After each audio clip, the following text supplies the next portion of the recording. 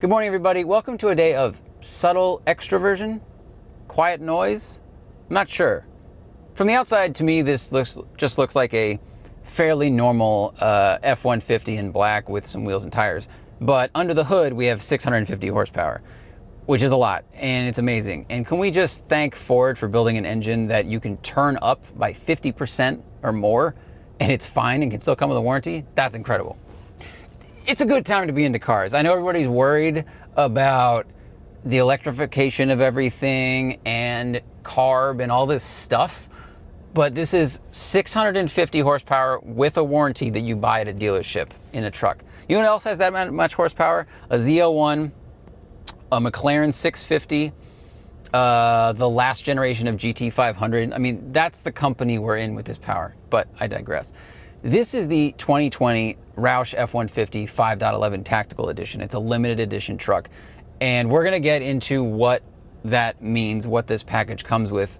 But this is also the first new F-150 I've driven in a really long time. I haven't driven one since maybe a Platinum Edition on a shoot, and that was years ago. So this is gonna be a review of the F-150 in general, the ROUSH Performance Package, and then the 5.11 package as well. So the truck is sold in two colors only, agate black and abyss gray. They're both F-150 colors from Ford, but those are the two you can get.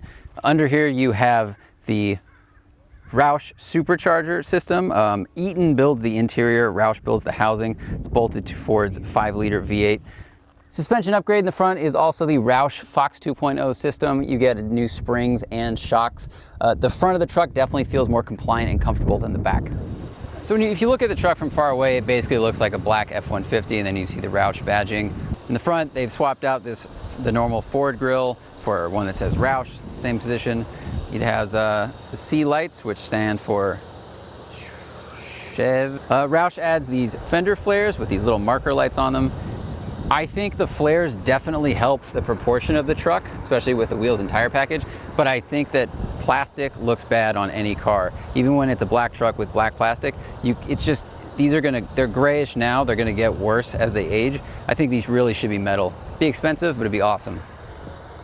Power step, super handy depending on your height.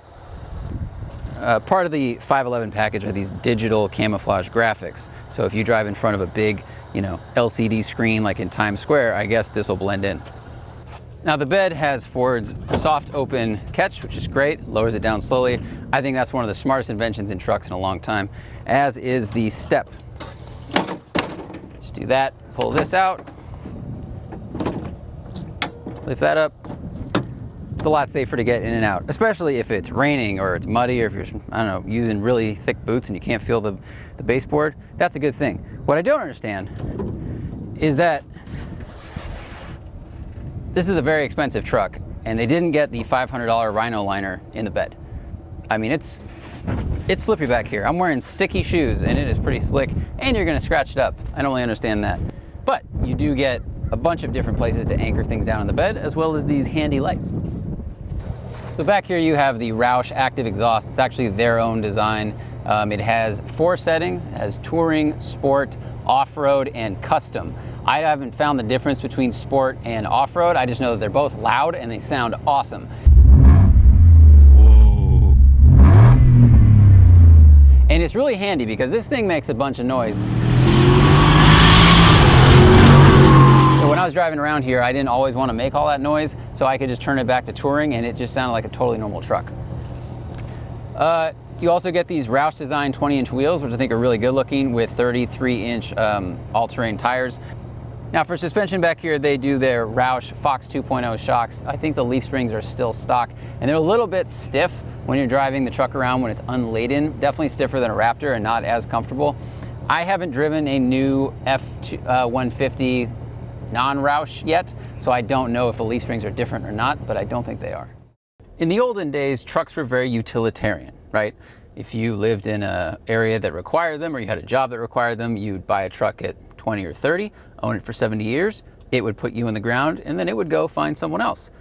But today, and the last couple of years, they've become very luxurious experiences, or at least you can option them to be that. So if you live somewhere where maybe you need more ground clearance than a Mercedes, or you're just into trucks and need to tow stuff, This is now your luxury vehicle also. It does both things. And this one is optioned up really, really nicely. I don't have a spec sheet for the F-150 before ROUSH got it. I just have the ROUSH sheet, which we'll get into. But this truck has everything. I've got a lot of steering wheel controls, my volume right here, phone just below that, cruise control, and then the toggle switches for the menu in the center of the gauges. Now those menus are really handy and they respond really, really quickly to your inputs. You've got things like fuel economy, trip stuff, navigation, tire pressure, engine things, towing status, trailer light checkups, off-road status with all the different gauges showing how much lean you have right before you crash, right before I crash. You know, cross traffic alert, all your driver aids, everything is in there. This menu reacts really, really quickly. It actually reacts faster than the sync menu, which as legible it is and as much as I like sync, it's getting a little slow. It needs a new processor update. On the left side, all your headlight controls have power pedal adjustments. The mirrors are power, both in how they're angled and also in their extension. So if you have a trailer, you just move the mirrors out, and if the trailer goes away, because you unhook it, not because it falls off, bring the mirrors back in. Front windows are one touch and very, very fast. You might win a window drag race. And I really like the cut they made in this door. It gives you a lot more visibility of the ground when you're turning. I feel safer driving around parked cars. And I can also have much larger mirrors and see them really easily compared to a truck that had like, you know, the flat high belt line there. Up here are all your controls for interior lights, sunroof, panoramic roof, all the various roofs and the back window. This roof is huge. So you've got 2 touches to open the shade. For one touch it goes halfway. Next touch it goes all the way. Same thing going back. And then the same thing to open the actual sunroof itself, which helped earlier when several bees and flies got in the car. You have these awesome cameras that assist you with parking or towing or getting your hitch on. I really like this stuff. I know it adds a lot of money to the price of the vehicle, but I'm not used to driving big trucks like this. And so having the different cameras showing me the different bumpers is really helpful. The materials in here are an interesting mix of really nice and really inexpensive. And that's because you can get an F-150 for as low as I think $36,000. And then you can get one that costs almost $100,000. And some of those parts will be carried over. You know, they're not gonna make 5 different vents for F-150s just because people spend a little bit more money. They're gonna use the same one. So, you know, some of these plastics are thin. Some things like the leather feel really nice. It's just a mixed bag.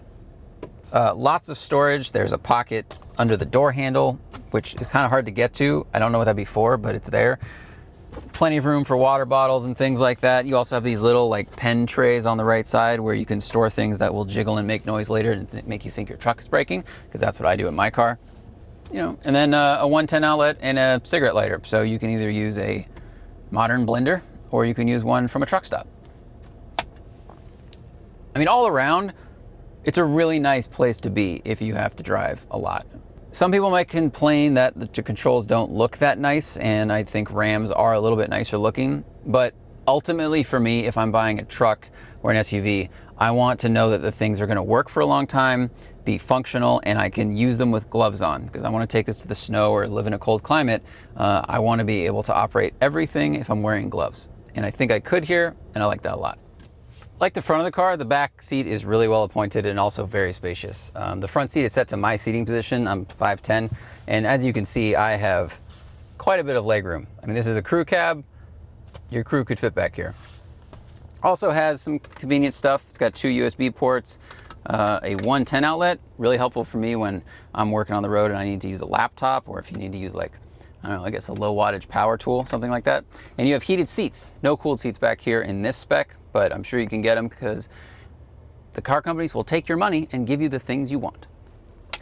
One thing about, well, I locked the windows. The windows are not one touch. They are one continuous touch.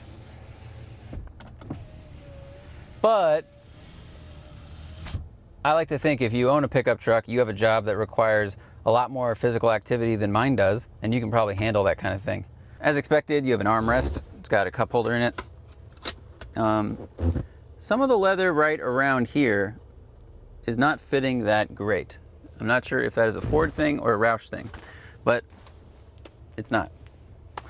ROUSH also gives you a gear bag, They store under the seat, and then inside it are jumper cables, a tow strap, some ratchet straps, and working gloves, which I think that whole thing is a pretty nice thing to offer, actually.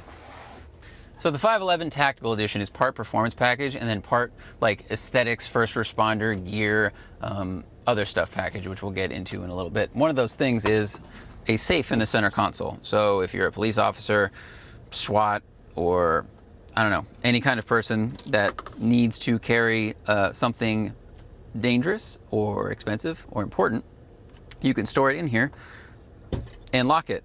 And it doesn't actually infringe on the volume of the center console that much. It's actually just a steel plate that's bolted to the plastic sides of this thing. So you still have basically the same volume inside. It's just a lot more secure.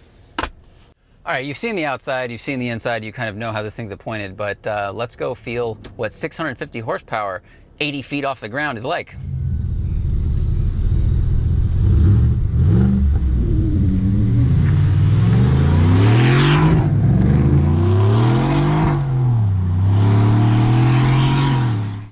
Let's do it from a dig. Okay, we're in automatic mode. We'll just let it figure it out. Oh, I'm not moving forward. Okay, okay.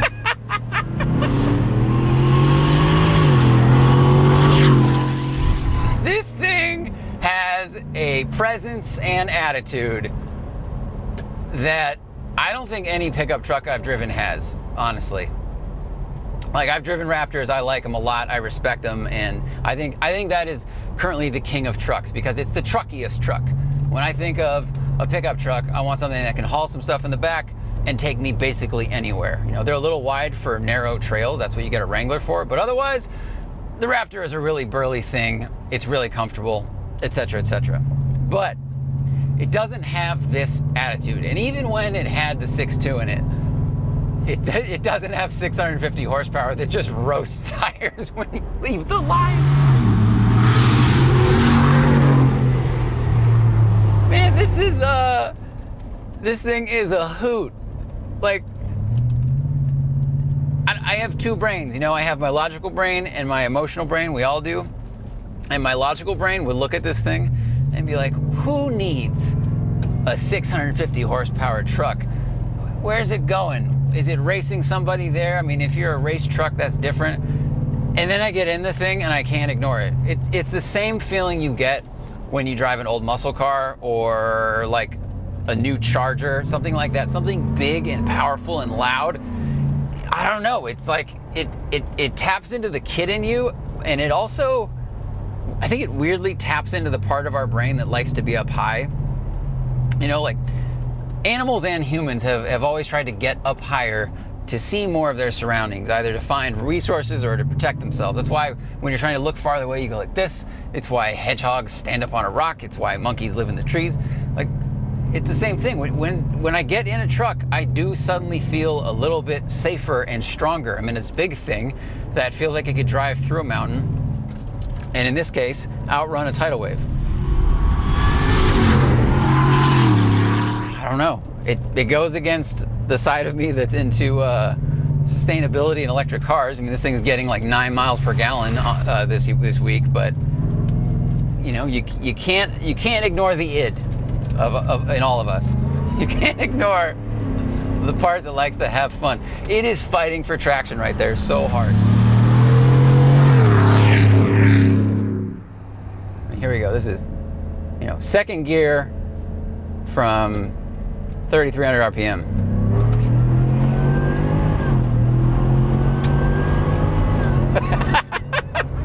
Jeez, it's like sitting on a school bus that gets hit from behind by a train. And the bus is fine, and everyone's fine. Everyone just goes for a very enjoyable, fast ride. You know, nobody gets hurt.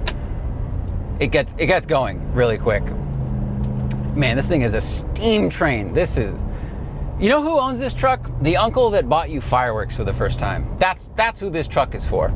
This kind of horsepower in this package, you know, it's not a pre-runner, it's not a desert racer, it's not a rock crawler. It's just got a little lift to it, a little more tire, and a ton of power. That's for the person who wants to have a good time. You know, maybe they've retired or done well for themselves. They like burnouts, they like beer sometimes. You know, maybe they're married again. I don't know. It's the fun uncle. I had an uncle that taught me how to shoot butter across a restaurant using a napkin.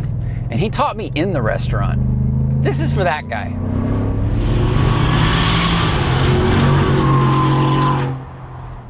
The 10-speed transmission is pretty good.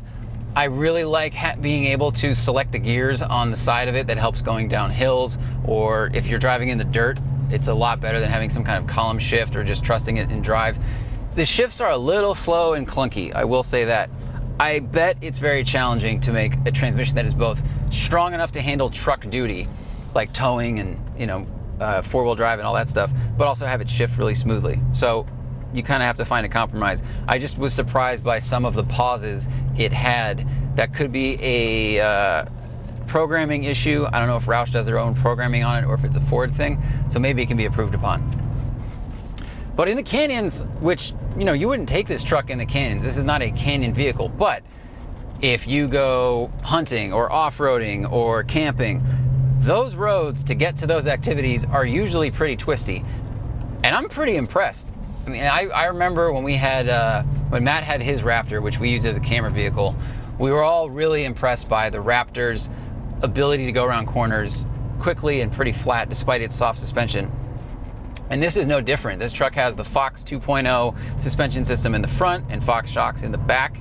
And I think it helps keep the truck really flat in the corners. I haven't really been wanting for, ooh, that squirrel almost got it, and sway bars or anything like that. You don't want a truck that leans over a ton. I mean, if you do a lot of off-roading, you're gonna want soft suspension, and that will be a compromise you have to make. But if you're buying a truck because you wanna get to the outdoors or you work in the outdoors, most of the time is gonna be spent on tarmac, and you want that driving experience to be good.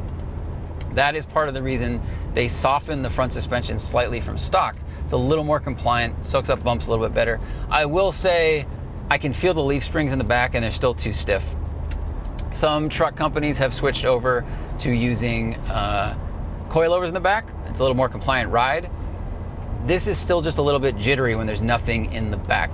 The Raptor is much, much better.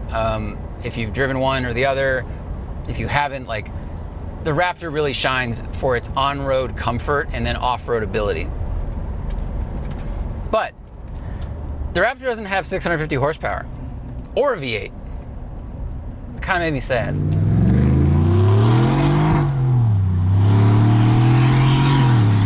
Whoa! Whoa!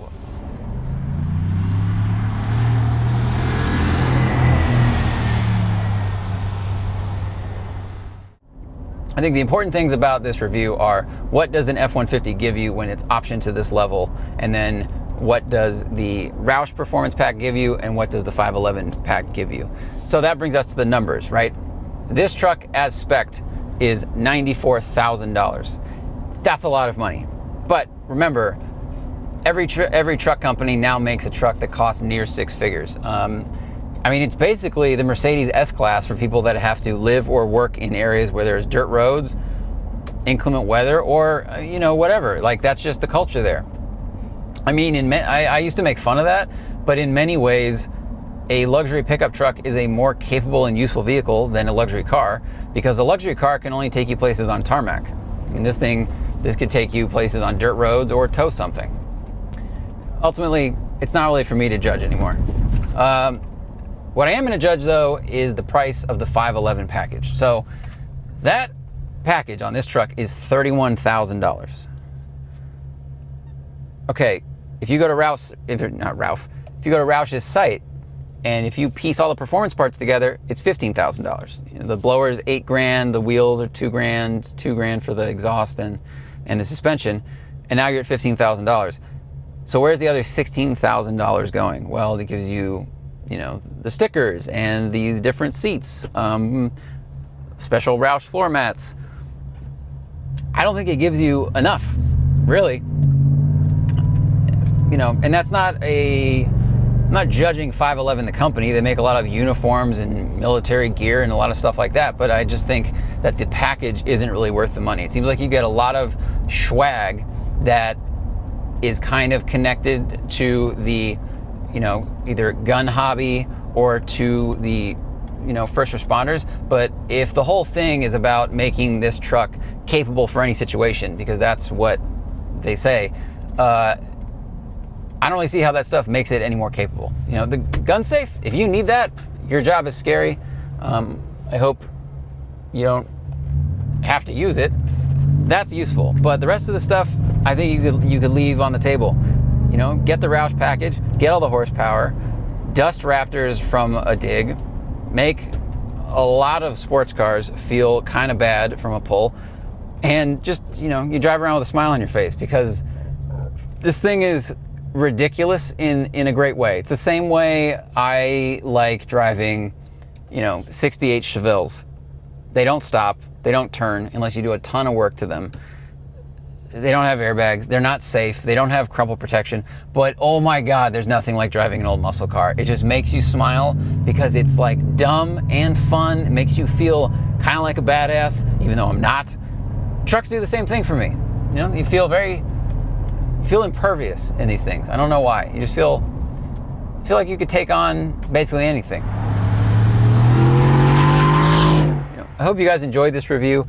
I wanted to make it about the F-150 in general and all the different ways you can configure it and the things you can get and all the little gizmos and doodads, because trucks today come with lots of stuff, and if you're looking to buy one or just curious about how they work, there are a lot of different features to them.